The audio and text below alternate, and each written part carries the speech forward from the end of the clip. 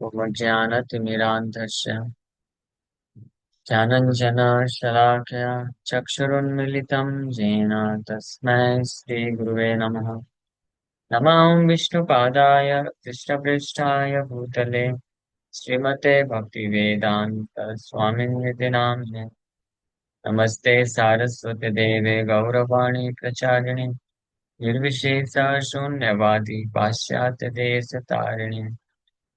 जय श्री कृष्ण चैतन्य प्रभु नित्यानंद श्री अद्वैत गदाधर श्रीवासादि गौर भक्त वृंद। हरे कृष्णा कृष्णा कृष्णा हरे हरे, हरे राम राम राम हरे हरे। हरे कृष्णा। सब सभी भक्तों का हार्दिक स्वागत है आज के भगवद गीता की चर्चा में। हम लोग चर्चा कर रहे हैं चैप्टर 7 टेक्स्ट नंबर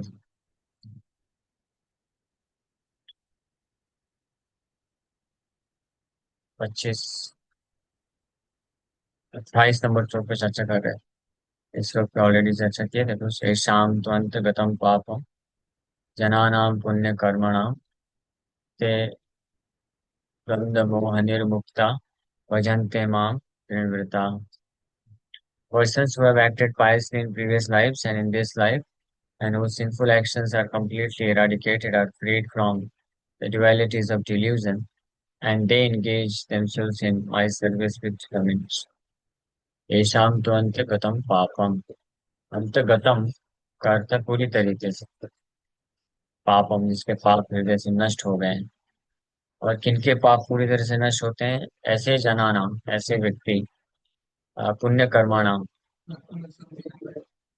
हाँ, पूरा।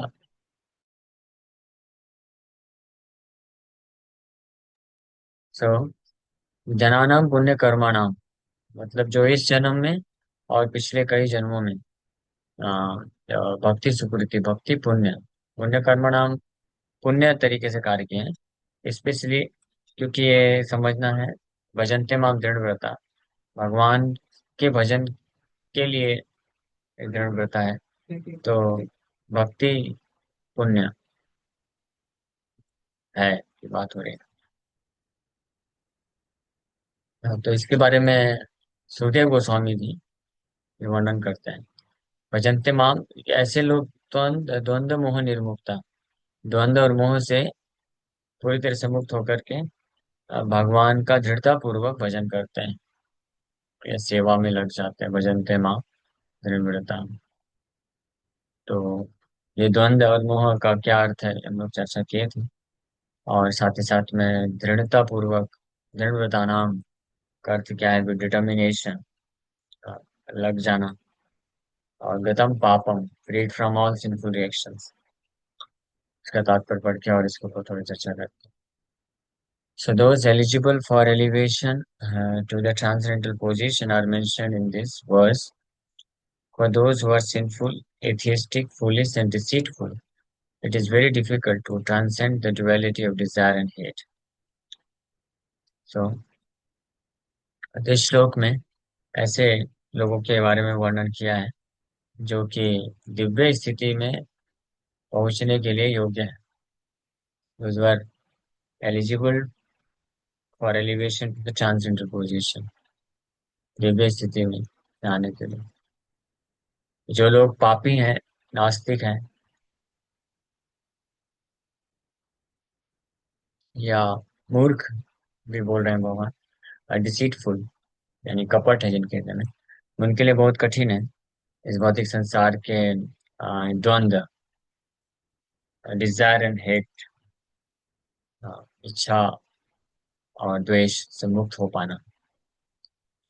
इसके पिछले वाले श्लोक में भगवान ये चीज बोले हैं ऑलरेडी कि इच्छा द्वेष से समुत्थेन है ना, द्वंद्व मोहेन भारत सर्वभूतानि सम्मोहम सर्गे यान्ति परन्तपा। सारे जीवात्मा इस प्रकार से सम्मोहित होने के कारण द्वंद्व और मोह, इच्छा और द्वेष रूपी द्वंद्व मोह में फंसे रहते हैं जो भी इस संसार में जन्म लेता है।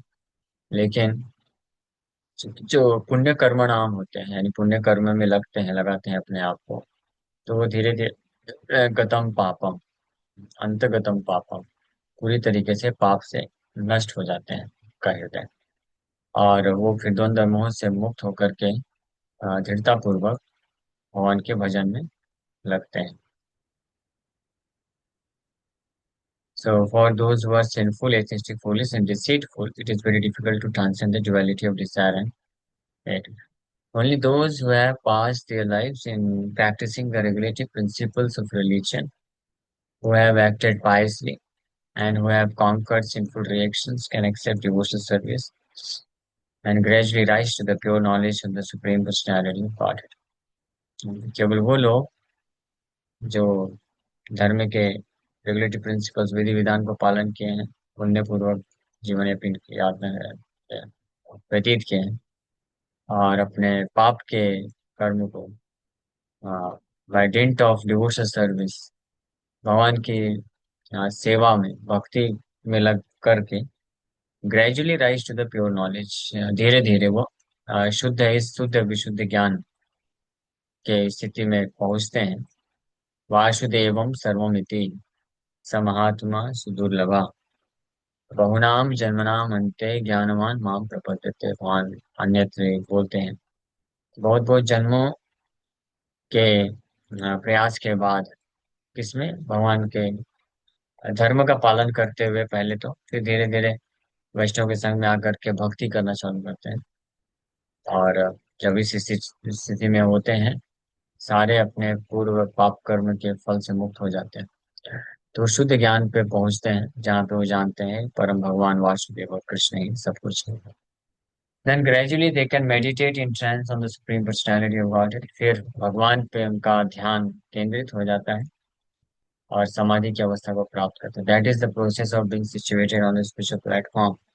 This elevation is possible in Krishna consciousness in the association of pure devotees. For in the association of great devotees, one can be delivered from delusion. तो इस प्रकार की उन्नति कृष्ण भावनामृत में संभव है। शुद्ध भक्तों के संग में आकर के व्यक्ति अपने आप को द्वंद्व और मोह से बड़ी आसानी से मुक्त कर लेता है। So it is stated in Srimad Bhagavatam 5.5.2 that if one actually wants to be liberated, he must render service to the devotees. Mahad sevam dvaram ahur vimukte. But one who associates with materialistic people is on the path leading to the darkest region of existence. तमो द्वारम योषिताम संगी सुगम।